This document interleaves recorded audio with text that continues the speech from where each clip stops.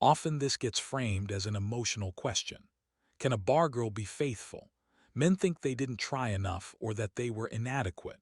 Conversely, some think that bar girls are ungrateful and prone to betrayal. Others will tell you that they're liars and you cannot trust any woman who has been in the trade longer than a month or two. These discussions can feel honest because they are. They come through lived experiences and genuine pain and heartbreak, but they're also strategically useless because fidelity is not a moral trait. It is a behavioral outcome, and behaviors don't survive without the psychological conditions that support them. Let's talk about those conditions. Men think loyalty is something someone is. Faithfulness is a behavior, not a personality trait. Psychologically, it's something someone does under specific pressures. Faithfulness requires delayed gratification, impulse suppression, future-oriented thinking, and emotional consistency. These are not personality defaults. They're behaviors reinforced by environment and context. Unfortunately for many men dating bar girls, nightlife environments systematically weaken all four, but not through corruption like most would think. Through conditioning. When the immediate reward is always available, the brain stops prioritizing long-term outcomes. This isn't a character flaw or a personality trait. It's neuroeconomics. Pair bonding relies on scarcity-based attachment. When access is limited, the brain invests. When alternatives are constant, attachment fragments. This is why for bar girls they have the ability to play so many men with no remorse. In nightlife, attention is abundant. Men who desire them is a continuous flow and replacement is virtually effortless. This floods the dopaminergic system. Dopamine doesn't strengthen bonds.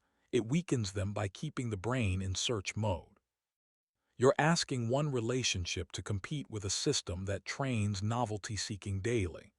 That's not realistic, nor is it wise to bet the house mortgage on the odds that someone from that environment can change and become safer. That's not insecurity. That's biology. One thing I rarely hear when I have these type of conversations is the importance of a coherent identity. Faithfulness in the traditional sense requires oneself, one value system, one standard across various contexts. Bar girls often operate with context-dependent identities. She has a work self with her friends and clients, a relationship self that she uses with sponsors and boyfriends, and a family self that she presents to her family and friends back home.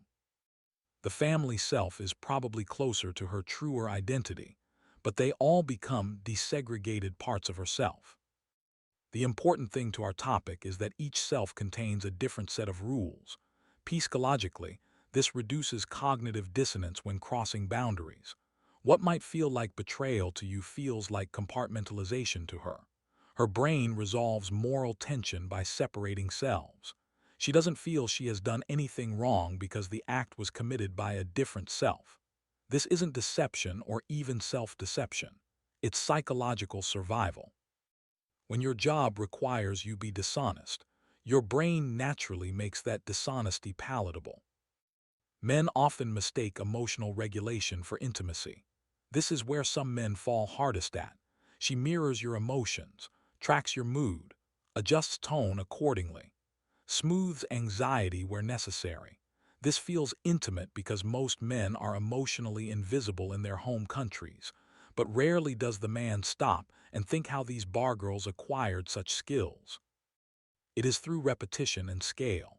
By meeting hundreds, sometimes thousands of men, bar girls have developed a sixth sense in reading men. They pick up quickly on microexpression, subtle tone of voice, and body language cues. So again, we have the problem with her flooded dopaminergic system. But not only that, when intimacy is performed rather than shared, it collapses immediately under stress. It's easy to think she didn't care. And that might be true, but one thing is for certain.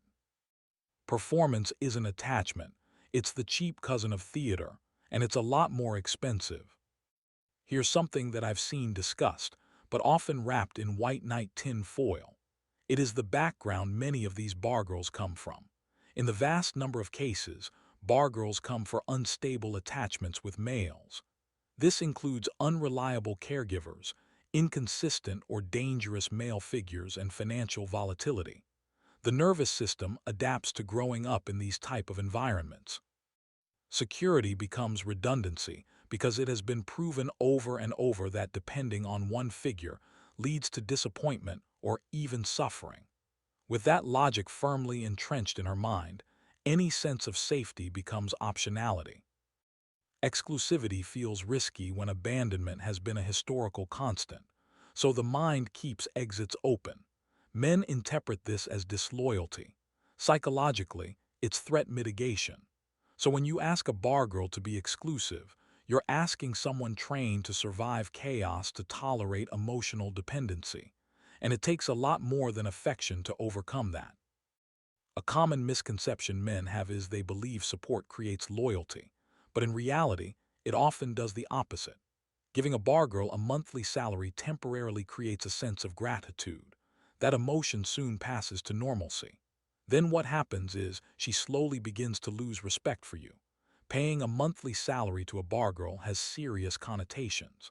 Eventually, she begins to sort out that the man does not have many, if any, better options than herself. That's why he is paying her every month.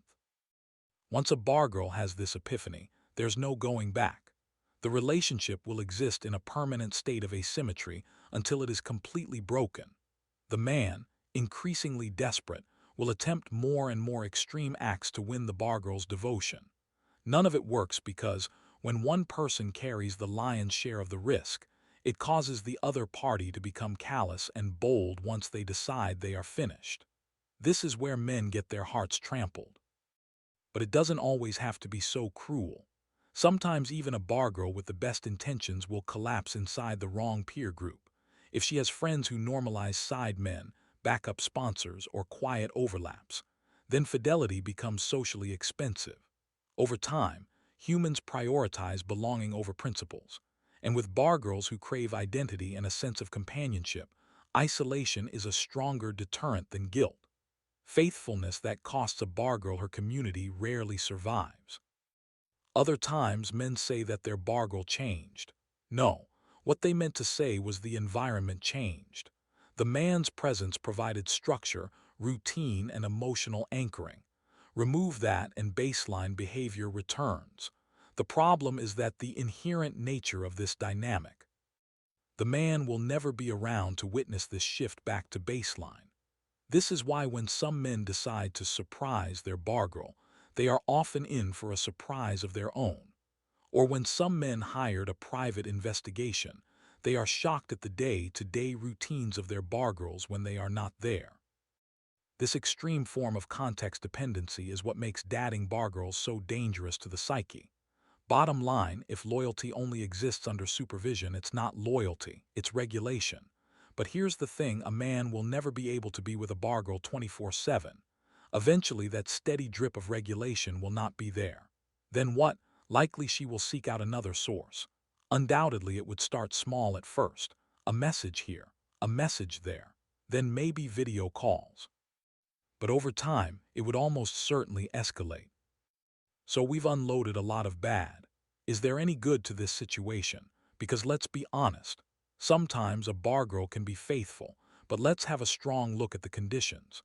Faithfulness happens when nightlife fully ends, period.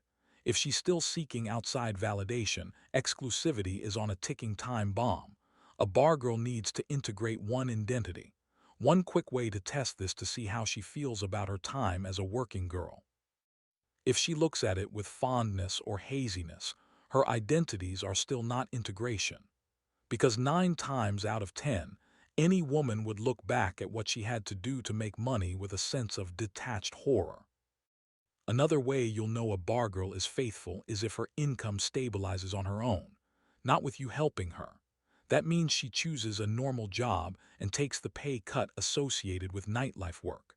That means her spending stabilizes to a number that matches or is below her current salary. No, I had already saved up, or I borrowed money from a friend. All of these will likely be lies to mask the fact that she's still freelancing on the side. If she changes her social circle to that of girls with normal jobs, that's also a good sign. As her freelancer friends slowly disappear one by one, Most former bar girls become so out of touch with that life that they would fear returning to it alone. That fear, more than anything, would help a bar girl remain faithful, because that's loyalty not just in a devotional sense, but in self-preservation. That hits a lot harder than doing it for someone else. And last but not least, another sign a bar girl can be faithful is if she risks something by choosing you. I'm not talking about deleting the contacts of clients. I'm talking about deleting whole accounts. I'm talking about cutting off friends who pressure her to go out and freelance. If she doesn't risk something that costs something, then fidelity has no gravity. These cases are rare not because bar girls are incapable. They're rare because the transformation required is enormous. Most, man or woman, would fail in this situation. Here's the core reality the men need to stop avoiding. Faithfulness requires a shared future orientation, symmetrical risk, and mutual loss potential. Most bar girl relationships lack all three, but not because the man failed, but because the structure of the relationship never supported these pillars in the first place. The man simply entered a system that couldn't produce the outcome he desired.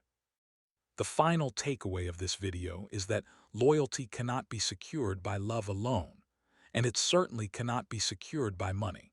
No matter how much you pay a bar girl, eventually that number will become normal. Loyalty can only be sustained by alignment of values and goals. If this clarified something you've lived but never named, comment below. If you want clarity instead of fantasy, subscribe. Stay sharp.